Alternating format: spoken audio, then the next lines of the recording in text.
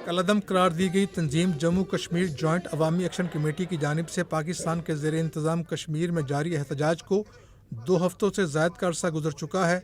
इस एहतजाज का मरकज़ इस वक्त रावलाकोट है, जहाँ कमेटी अपने मुतालबात की मंजूरी के लिए धरना दिए हुए है।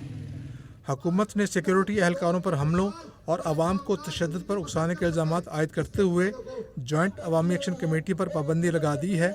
इसके अलावा कमेटी के 170 से ज़ायद रहनुमाओं के नाम भी इंसदाद दहशतगर्दी एक्ट के 4th शेड्यूल में शामिल कर दिए गए हैं।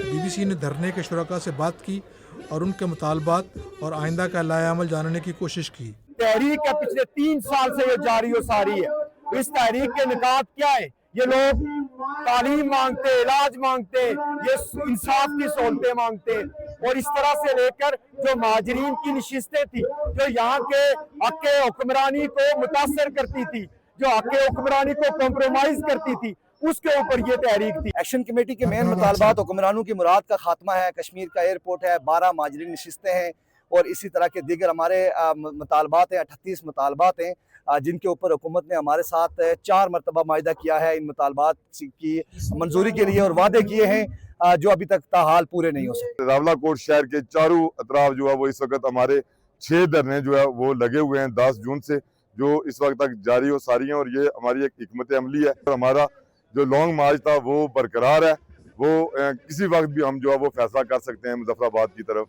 बढ़ने का। तहरीक को पूरा अमल रखते हुए जहाँ पर एहतजाज रिकॉर्ड करवाएं, तो अगर मुज़ाकरात पूरे नहीं होंगे तो इंशाअल्लाह असेंबली के बाहर के हमारी कॉल आ जाएंगे इंशाअल्लाह।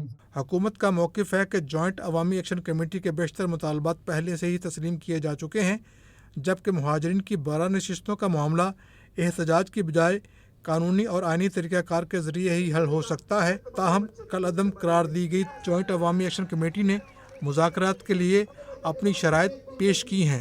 हमने मुज़ाकरात के लिए कुछ शराइत रखी हैं कि सबसे पहले जो जम्मू कश्मीर जॉइंट अवामी एक्शन कमेटी को दहशतगर्द डिक्लेयर किया गया है, वो आर्डर जो है वो मनसूख किया जाए। गैर रियासी जो फोर्सेज हैं उनको बैक किया जाए। कर्फ्यू जो शहरों में लगे हुए हैं उन कर्फ्यू का जो है वो खात्मा किया जाए। इसी तरह सैकड़ों जो है वो नौजवानों को गिरफ्तार किया गया है, जिनकी हमें खबर तक नहीं है कि वो कहाँ हैं। हुकूमत पाकिस्तान ने 2 दफ़ा और हुकूमत आज़ाद कश्मीर ने कोई तकरीबन 6 माह का हमारा एक डायलॉग का प्रोसेस चला।